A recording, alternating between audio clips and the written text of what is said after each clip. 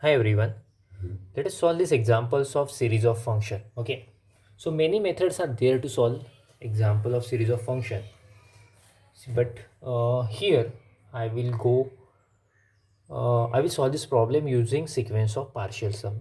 Okay. So see, two sub questions are there actually.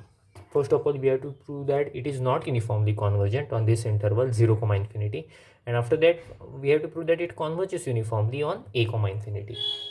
So I will consider let Sn of x be a sequence of partial sum of series x square upon 1 plus x square bracket raised to n.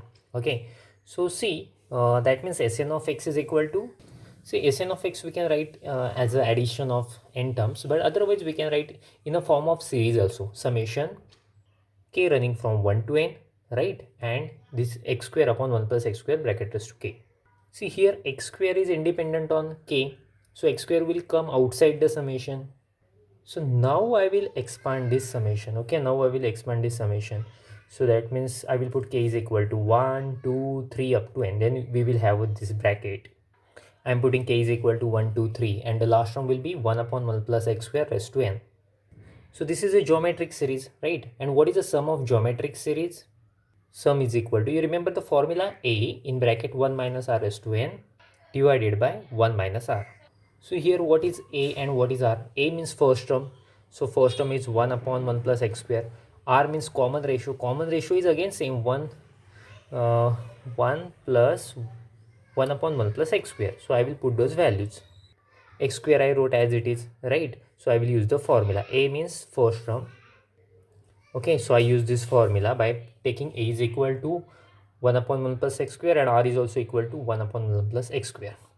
What will I do? I will cross multiply here in denominator only. So tell me what will I have? We will have this one, right?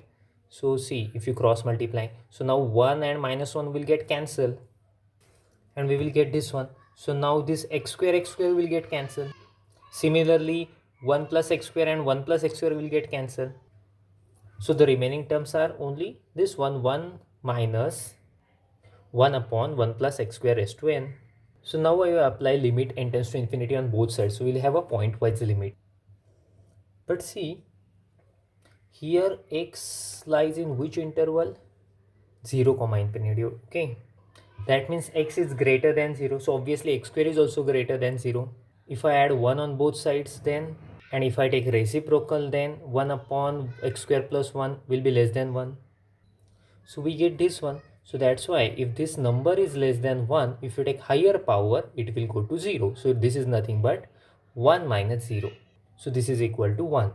So therefore, we define a function f of x is equal to 1. So you can say Sn converges to f. So here we are defining f as f of x is equal to 0. So therefore, we can say that Sn converges to f pointwise on 0 comma infinity. See, now we will check this convergence is uniform or not. Will you tell me how to check the convergence is uniform? Yeah, obviously we have a MN test. So here I will use MN test to check uniform convergence. Okay. What is definition of Mn? Mn is supremum of, supremum of mod Sn of x minus f of x. X lies in interval 0 comma infinity. Okay, so let us put value of Sn of x. What is our Sn of x? Sn of x is 1 minus 1 upon 1 plus x square raised to n. And what is f of x? F of x is, it's not 0, it's 1, since we had got f of x is equal, Sn converges to 1, so it is 1. So by putting those values we get this one. So here 1 and this 1 and minus 1 will get cancelled to each other. Because of this mod minus, no need to consider minus sign, and we will have. So see, particularly what will I do? Particularly I will take x is equal to 1 by root n. You know that when you put any particular value, you will have mn is greater than or equal to. So therefore, this is greater than or equal to, I am putting x is equal to 1 upon root n.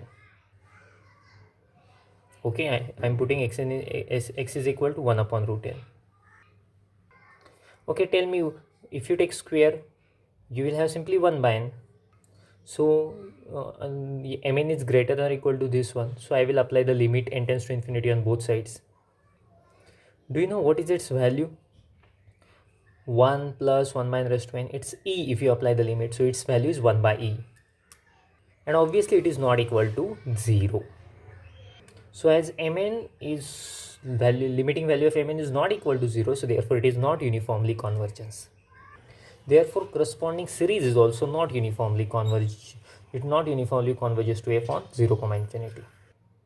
Okay, in this way we proved the first part. See, let us think about the second part. What is the second part? Let us see. See, in the second part, we have to prove it converges uniformly on a comma infinity where it's positive. So I will mention here to prove that.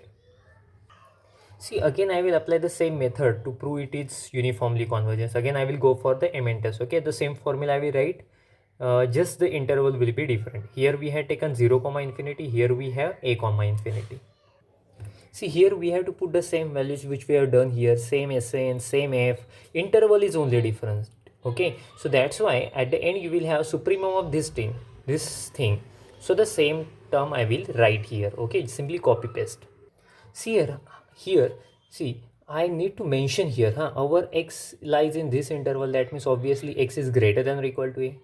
So that's why if you take square of both sides and if you add 1, what will you have? You will have this one. And if you take reciprocal of both sides, inequality will get changed. So you can say this supremum is less than or equal to this one. Okay, bracket raised to n.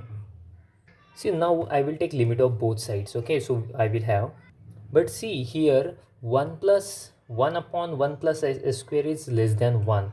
Okay, I will mention the reason why. Clearly 1 plus a square is greater than 1. So if you take reciprocal, it is less than 1. So as it is less than 1 and you are taking power n and it tends to infinity, its value will be 0. That means limiting value of mn is 0. So therefore Sn converges to f uniformly on a comma infinity. That means corresponding series also converges uniformly on a comma infinity. Okay, in this way we completed the example. Thank you.